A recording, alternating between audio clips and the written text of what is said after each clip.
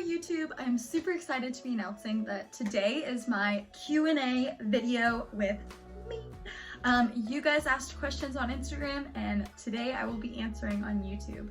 So if you guys want to follow up on Q&As for later times, my Instagram is Chloe M. Peck, ChloeMpeck. And my account is public, so you guys will be able to ask some questions and I'll be posting on my story soon enough. So yeah, basically, so what is going to be happening today is I'm not going to be naming names or giving any shout outs to the people who asked me the questions, but if the answer is in the question, I will be putting a name in there if that's okay with you guys. I have a best friend who is lying to me. Any advice for me in this situation? And so basically what I say to that is, it's never a good sign when a friend is lying to you, because it really shows that they think you're not worth telling the truth to. And I mean, I could be wrong about that. She or he could be upset about something and she doesn't want to share it with you or whatever because they're embarrassed or they're anxious. They have a lot of anxiety. But the advice I have for you is maybe confront her about it, but in a nice and delicate way. So be like, hey, I've noticed that you've been struggling a lot lately with telling me things, and I just want to let you know that I'm always here for you, no matter what. You can tell the truth to me. You don't have to lie to me. I won't embarrass you or make you feel any smaller than you believe you are, because you're not small. You're worth everything to me. So make sure that you're being kind and gentle to them while confronting them about the issue. So that's the advice I have for you on that topic. Next question is a kind of more personal question. One of my followers asked me, how do you stay so close to your relationship with God, and how do you stay in that relationship and constantly feel His presence? Here's the thing, I'm not gonna lie to you. I don't always feel His presence all the time, and I don't always feel close to God. Something I say a lot to a lot of people is that I believe I'm just an obedient child of God, and so that's why I spread so many messages and give my testimony, because I really believe that God speaks through me to others, through my opportunities to others. So I think it's important for me to share my life with you guys. That way you guys really understand that I'm not perfect, and no Christian whatsoever is perfect in any shape or form. So you realize we are human, we are still sinners, but we're saved by God, and that's what saved me, is the obedience part, to be obedient and take action to His plan. And so to really answer your question, how do I stay connected and close to God? Well, in the times that I don't feel close to God and I feel that struggle and that strain with our relationship, a lot of the times I just go to sleep with my Bible. I hold my Bible like this, or I hold it with me like it's a teddy bear, because it brings me comfort knowing that God gave me the words. He gave me the word, the truth to me, so that I could spread love and be the light in other people's lives. So maybe try doing something like that if you don't feel super close to God. How are you so confident? So I've gotten this question a lot. And like I said before, I'm not gonna lie to you, I'm not always confident, but I do believe that beauty is in the eye of the beholder. And so the beholder in my life is Jesus, and Jesus says I'm wonderfully made and so beautiful. And sometimes it's hard to believe that, but expressing myself in sense of style and sense of makeup and sense of hair, it really brings me a lot of joy to know that God made me exactly who I am and what I am for a reason. And that I am definitely worth being pursued and loved by not only a man in my future, hopefully, possibly, but worth being loved by Jesus and worth being loved by friends and stuff like that. So if you're feeling insecure or ashamed of your body and stuff, there's so many different ways to express body confidence and self-confidence. So if you feel like you're more of a fashion kind of person, maybe upcycle some of your clothes, make something new out of something old. I did that a lot, and with thrifting and stuff like that, and it really makes me feel very creative and spontaneous and a very good way to express myself to others. If you feel like you express yourself through makeup, you go, girl. I'm horrible at makeup. Like, you can't tell, I'm not the best at it. But if you express yourself through makeup, I think that's absolutely amazing. So keep doing it. Whatever works for you, works for you. There's no right way or wrong way to self-confidence. And I think this is number 5, I believe. Someone asked me, why are you single? You are so pretty and confident. So here's the thing. I'm a girl who is a very big dreamer.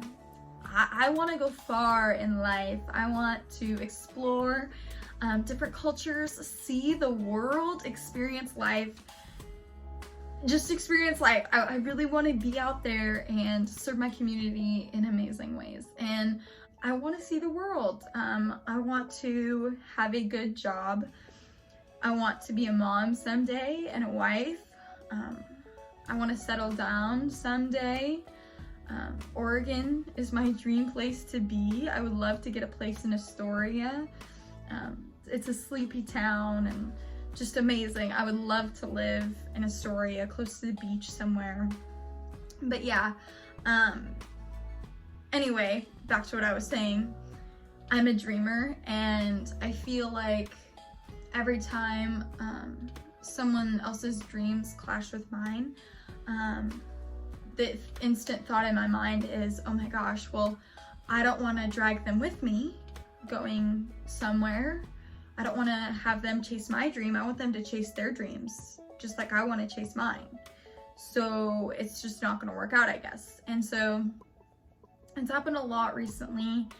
And it's hard to deal with, knowing that I really want to be in a relationship, but truly there's only one person that is my dream, or is a part of my dream, that I felt like I could totally lay down everything and just go be with him.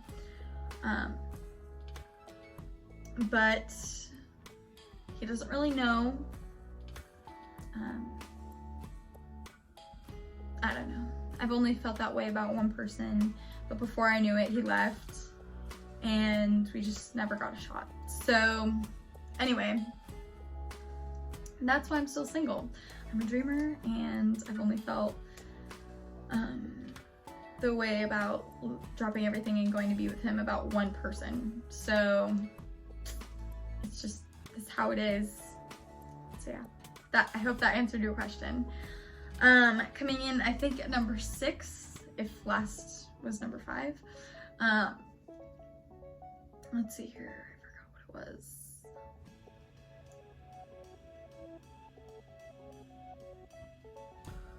Oh, I remember. What's the first place you want to go to when you travel the world? So basically what I have in mind for traveling the world, so when I tell people this, a lot of people think, oh, well, she's gonna spend, I don't know, 5 to 10 years traveling the world. But no, I wanted to take it at different times, different things, different places. But the first place I want to go is Machu Picchu. Awesome, amazing place. The Inca tribe used to live there, and just an amazing culture, and the way they used to live was just absolutely amazing, and it totally amazes me. So I really want to go in the mountains and see the ruins and see what it was like to live like an Inca. I really do. So that's the first place I really want to go, but there's a very close second. I really, really want to see Rome. Rome is absolutely amazing. I really want to visit the ancient ruins. I'm kind of obsessed with like the ruins, like Roman Empire kind of thing, and I'm really obsessed with tribes kind of stuff, tribal Native American kind of things.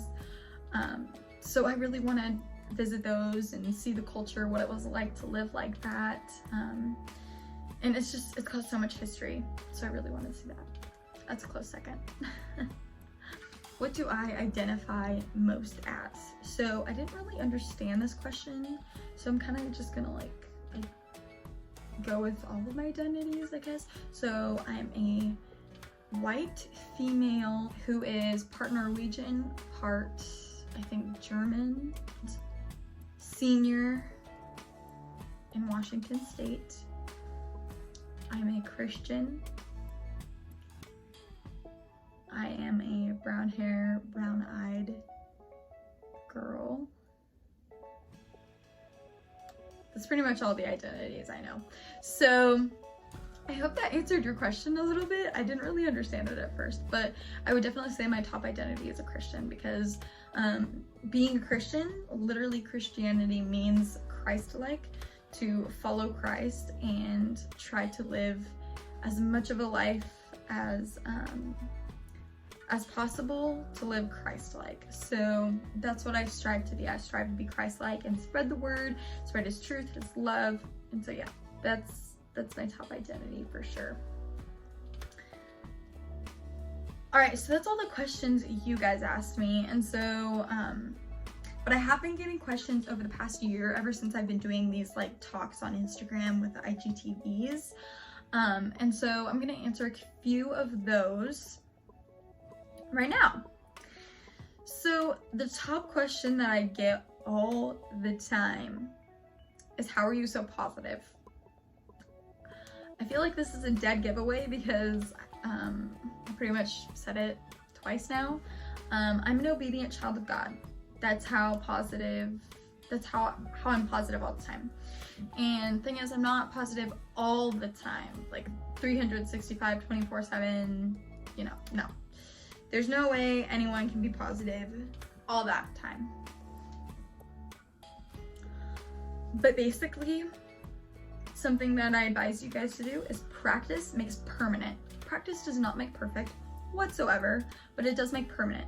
So if you keep practicing being kind to people and being nice and spreading love like Jesus did, you're gonna start to be more positive. You're gonna start to see more positive results when you see different perspectives on things. So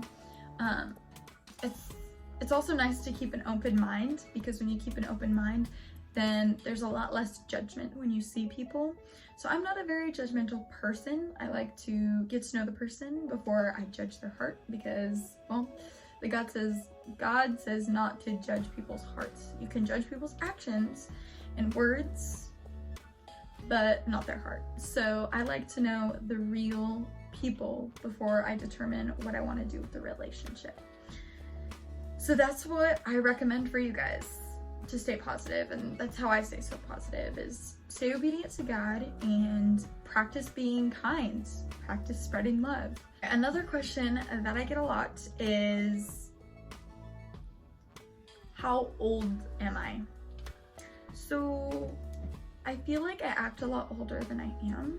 And part of that is because when I was a kid, I didn't really like hanging around all the kids. I kind of liked being in the adult setting. It made me feel safer almost, and not being judged, because kids our age, you know, so judgmental and bossy and stuff. So I used to like to hang out with the adults, and so I feel like that's why I got like a lot of maturity, was from being around people like that. And so I had really good role models. But anyway, to answer your guys' question is, I'm 17 years old. 18 in April, and I'm super excited to be an adult, because then I can leave and get a tattoo maybe. I don't know, I'm excited, but it's gonna be fun. But yeah, so I'm 17 years old.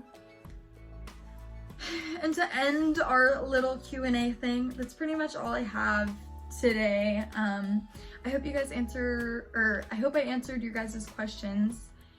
And I hope that you guys ask me more questions next time, because I didn't get a lot this time. But yeah, so if you guys have any questions to my answers, or questions for me personally, or even just like questions for me about my faith, about what Christianity is, any questions like that, just go ahead and comment down below.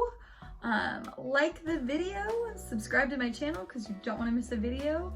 I will be coming out with my recent song very soon, which I'm very excited about, and I will get to talk to you guys later. Make sure you guys follow my Instagram for when I ask you guys to ask more questions, because I will definitely be doing that soon too. So I hope you guys enjoyed the video, and I will see you next time.